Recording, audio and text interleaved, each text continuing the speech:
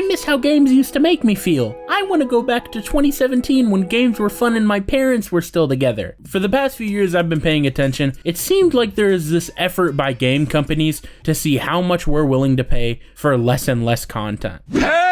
Everything feels like it's behind some kind of paywall, or if it's not, it's just unfinished, and we're expected to be okay with it. Let me ask you something. If you went to buy a pizza and all they gave you was the crust and sauce, you wouldn't be happy, right? No, I'ma beat their ass. And yet, that's exactly what's been happening with games. Or at least with AAA games, because indie games are goated. Over the past few years, I've been finding myself playing indie games more and more for a number of different reasons. The first reason, I haven't played a bad indie game yet. The second reason, there's so many independent creators out there that the frequency of releases for really well-made and quality games is actually pretty high. So now I don't have to wait 5 years for every time Sony wants to release their newest feature film, even though I like those games. There are so many reasons to play indie games, and yet honestly, I don't think they get the amount of love that they deserve. Think about it like this. Indie is short for independent, meaning this is just some guy or a small team of people going up against names like Activision, Nintendo, EA.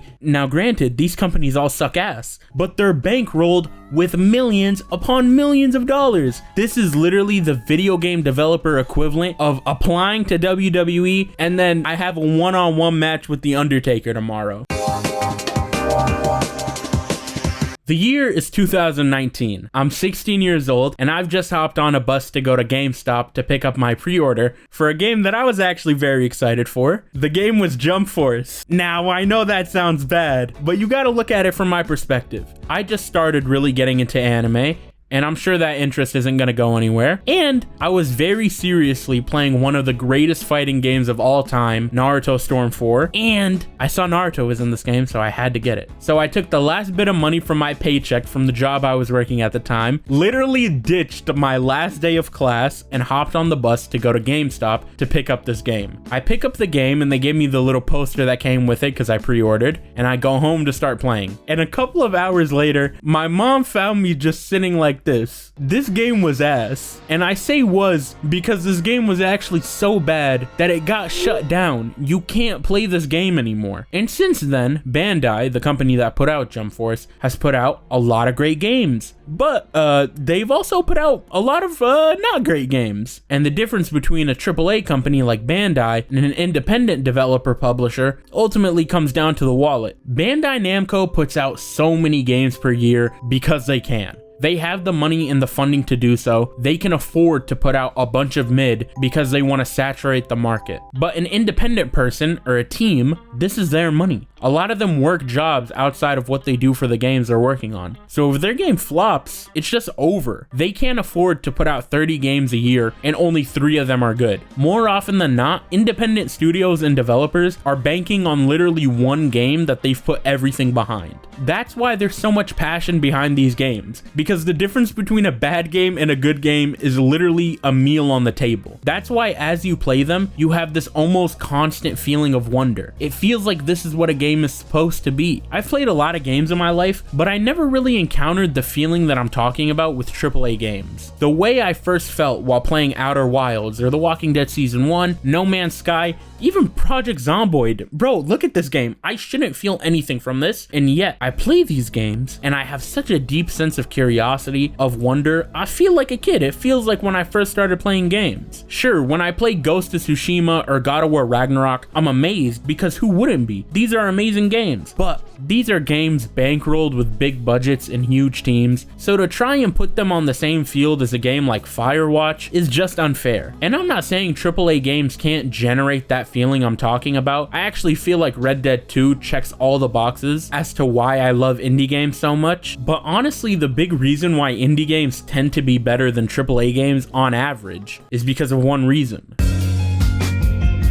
We have talked a lot in a few different videos about my disdain for corporate meddling in art, and like an unnecessary remake, we're about to run it back. We've talked a lot about the disadvantage that indie studios are at compared to their AAA counterparts, specifically when it comes to having an infinite bag to just throw money at for whatever forgettable game they're going to be releasing this week. But there is something I haven't talked about. It's the secret weapon of indie developers and publishers, and it's why, on average, the games put out by indie studios are leaps and bounds ahead of the games being put out by the big guys. It's the love of the game, baby. Indie devs go into this not because they want to make money. I mean, of course, that's an aspiration. Everybody likes money, but they go into it because they have a passion for games. They have a passion for art and storytelling, and they decided to pursue it. Of course, they have thoughts of money in the back of their head, but honestly, if it were only about making a quick buck, then indie devs would be moving like Franklin Saint, not Hideo Kojima. I don't think it can be understated how important passion is to the field of game development, and really art as a whole. An indie dev wakes up and starts working on the parts of their game that they know need work, that they know can be improved, and they do so at their pace and on their terms. But developers at big studios often have to be forced into these idiotic deadlines and forced into overwork, which, as we've seen many times, always ends up ruining the game.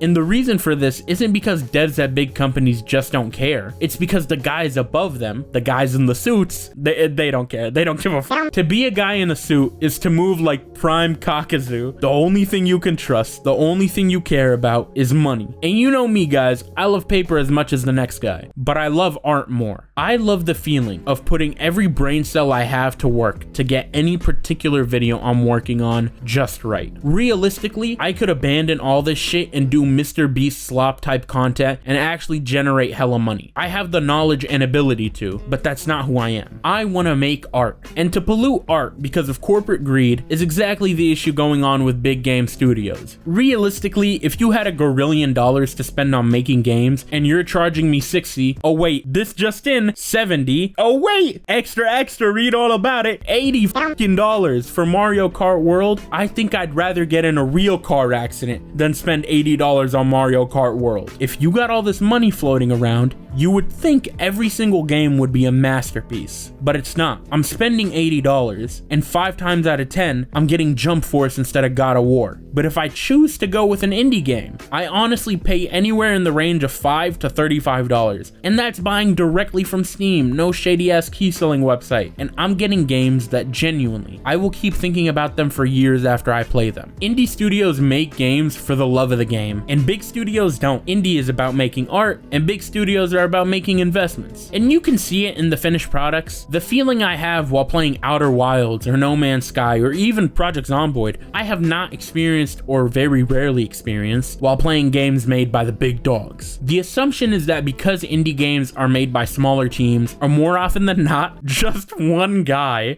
the games being put out would be less big, less interesting, less fun. But that's absolutely not the case. Indie games have in the past decade absolutely cemented themselves as true and genuine foils to the worst practices we see in the gaming industry. Indie games are made by people with passion, who want to put out something amazing, who don't want to take advantage of their audience, and the peak of it all, I don't have to become a bounty hunter to buy an indie game. I can't actually explain how much I love indie games. It's so easy, especially now when it seems like everyone is driven by money, to fall into that doomer mindset of, games just aren't fun anymore, take me back to how games used to be. Huh? I can't hear you. I'm literally in outer space right now. Indie games are the reason I don't fall into that mentality, because indie devs still make games fun. They make them interesting. They make them accessible. So when people talk about games and the gaming industry in such a negative mindset, it makes me sad, because it's completely ignoring all the amazing indie games that get released by so many amazing creators every year. And even though the tide is turning, it's still not enough, which is exactly why I keep saying that indie games don't get enough love. Yeah. Hey. Crack up for nigga, hell I say, hey. Big booty bitch finna come in my bed. Talking shit, but in person, it be dead. He say it gon' catch me, nigga, we gon' see. And that chopper gon' sting a nigga like a beat. And that chopper gon' sting a nigga like a rage. Shorty wanna come over, told that bitch okay. Full of baby, got body, she can't be my bait. Hey, yeah. Funny this thing.